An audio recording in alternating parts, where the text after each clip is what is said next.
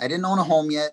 I didn't, I had a car, of course, I had a car, but I didn't have any real savings besides what was in the pension fund that they had there. I didn't know how that worked. I didn't know how my deferred compensation worked.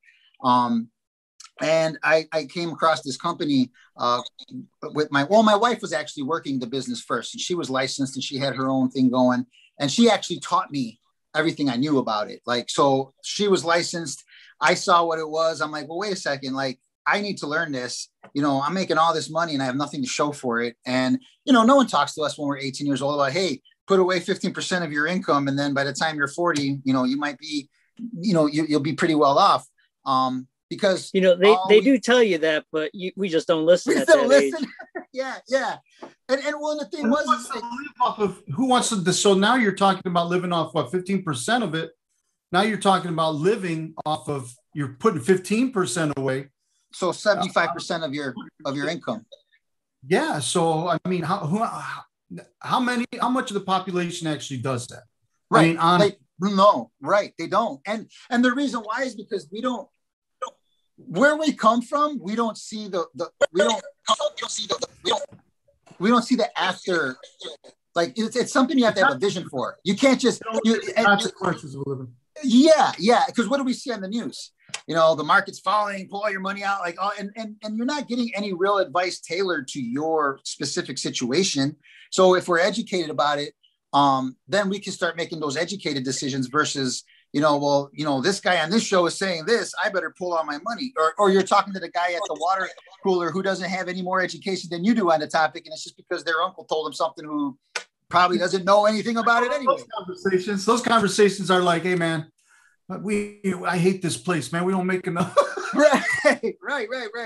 So I got involved and I got licensed. I got licensed with my wife. And we just started sitting down with families and helping people. And I started learning and seeing all the different intricacies of everything. So at that point in time in our business, it was crazy because it was right around before 2008 when I got involved. And 2008, 2009, that's when the whole market, housing bubble, bursted and all these. So we were doing what we called, they were like simple interest loans for mortgages. So basically we were helping people put their, roll some of their debt in, but then also trying to get their payment lower and then getting them to pay it off faster. And most people so one of the things I had learned was we always chase the rate.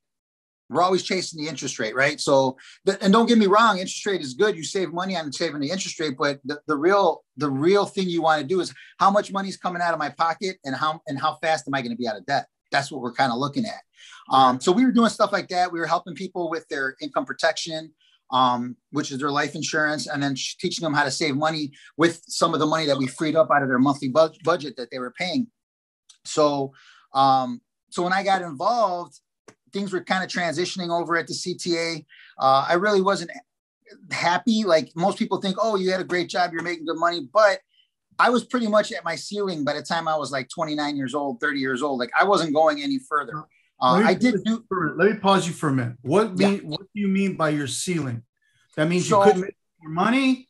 No, right. Well, any higher.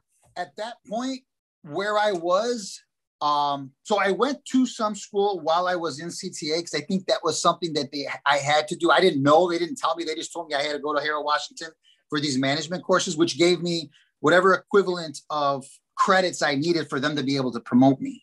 So I took management courses in order to obviously show on my resume that I was, good for the position.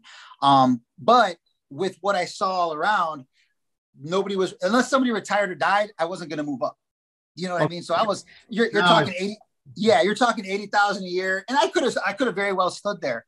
But 80,000 a year. Okay. Yeah. So I could have very well stood there.